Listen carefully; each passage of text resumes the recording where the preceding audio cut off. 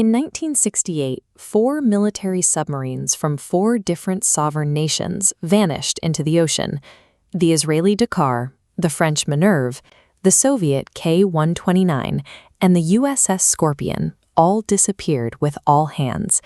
Yet only the American loss generated a persistent rumor of a secret superpower skirmish. Commissioned in 1960, the USS Scorpion, designated SSN 589, represented the leading edge of American underwater technology, featuring a teardrop hull capable of high submerged speeds. But by May of 1968, the relentless operational demands of the Cold War had severely compromised the vessel's integrity. The Scorpion was operating under a waiver that exempted it from SubSafe. SubSafe is a rigorous Navy maintenance program established after the loss of the USS Thresher to prevent flooding and pressure hull failures. When it deployed, the Scorpion carried 109 unfulfilled work orders, chronic hydraulic failures, and a non-functional emergency blow system. Its seawater valves leaked so badly that the captain restricted the submarine to a maximum depth of 300 feet, less than half its designed test depth. The crew famously referred to their boat as the USS Scrap Iron. Despite its fragile state, the Scorpion successfully completed a Mediterranean deployment. But instead of returning to Virginia for a long overdue overhaul, top-secret orders diverted the submarine toward the Canary Islands. Its new mission was to shadow a Soviet naval detachment conducting suspicious hydroacoustic research. Days later, the Scorpion missed a mandatory radio check-in and vanished without a distress call. The informational vacuum surrounding the disappearance, paired with the extreme secrecy of its final spy mission, birthed a persistent hypothesis. The USS Scorpion didn't just sink by accident, it was intentionally targeted and destroyed by the Soviet Union. The Soviet Union had a clear motive for a retaliatory strike. Just 11 weeks prior, they lost their own ballistic missile submarine, the K-129. The Soviet Admiralty, led by Fleet Admiral Sergei Gorshkov, firmly believed the U.S. Navy intentionally rammed and sunk the K-129. They wanted symmetrical revenge. A covert ambush requires precise intelligence, and the Soviets had exactly that, thanks to the John Walker spy ring. John Walker was a U.S. Navy communications expert who systematically sold classified cryptographic material to the KGB. The KGB was the primary security and intelligence agency for the Soviet Union during the Cold War. Walker sold the daily key lists and maintenance manuals for the KW-7 cipher machine.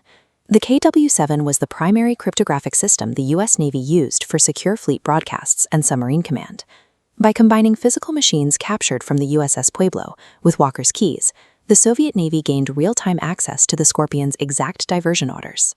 Armed with the Scorpion's coordinates, speed, and mission profile, Soviet forces laid a trap in the eastern Atlantic.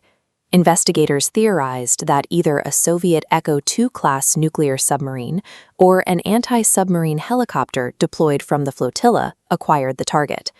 Because the Scorpion was restricted to a shallow depth of 300 feet, it was highly vulnerable and unable to evade incoming ordnance. The alignment of a desire for revenge and the greatest cryptographic intelligence breach in American history makes the Soviet ambush theory logically compelling. But that theory fails when tested against the physical laws of acoustic physics. During the Cold War, the United States established the SOSUS network. SOSUS, or the Sound Surveillance System, was a classified chain of passive underwater hydrophone arrays designed to track submarine movements. These hydrophones captured the Scorpion's final acoustic moments. When a high-explosive torpedo warhead detonates underwater, the heat creates a massive gas bubble that expands against the ocean pressure. The water pressure then forces the bubble to collapse inward, causing it to violently expand a second time.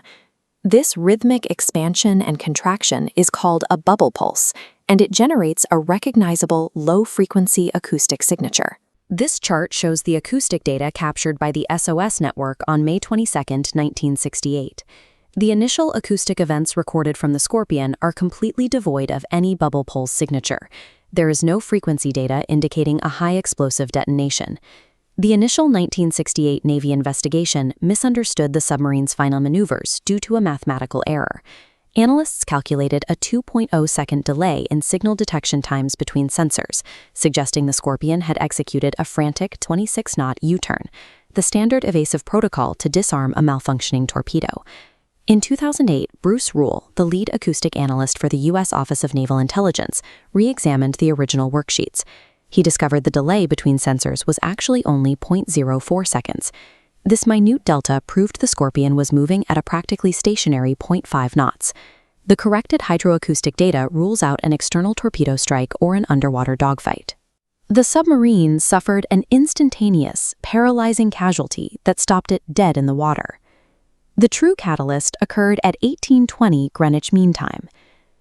Due to the submarine's degraded state, a malfunction during a battery charge allowed hydrogen gas to accumulate within the main storage battery well, which was then ignited by a spark. The ignition created two small blasts a half-second apart. While these explosions did not breach the submarine's outer steel pressure hull, they generated fatal internal overpressures. The concussive shockwave instantly incapacitated the crew. With the crew incapacitated and the emergency blow system previously broken, the heavy submarine lost all depth control. For 21 minutes and 50 seconds, the disabled Scorpion fell in a silent, near-vertical descent into the deep ocean. This diagram shows the catastrophic finale at a depth of 1,530 feet. The immense hydrostatic sea pressure, reaching roughly 680 pounds per square inch, completely overcame the structural integrity of the hull. The entire pressure hull collapsed inward in a 37-millisecond implosion. The Scorpion's demise was the physical result of engineering neglect meeting the weight of the deep Atlantic. The ocean's kinetic energy destroyed the hull long after the battery fire had incapacitated the crew. The physical evidence resting on the seafloor aligns with this acoustic analysis. The wreckage lies in a debris field 9,800 feet below the surface, mapped extensively by deep submergence vehicles like the Trieste-2. Visual inspections of the debris field refute the presence of torpedo damage.